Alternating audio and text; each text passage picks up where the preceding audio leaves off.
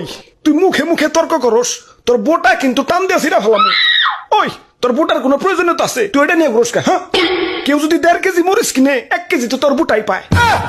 আমার রাজ্যের নিরীহ মানুষকে তুই ঠকাস। ওই ওরে আমার রাজ্যের বাইরে ফেলে দেয়, যত বড় সাইজ না তত বড় কথা। হুজুর রাগ করেন না, জানেনই তো ছোট মরিচের জাল বেশি, মাফ করে দেন এবারকার মতো।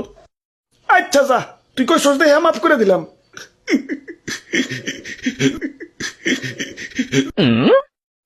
ওই আমার অনেক অনেক ক্ষোভ আছে। আমার দাম যখন স্বাভাবিক আসছিল, মানুষ আমার দাম দেয় নাই।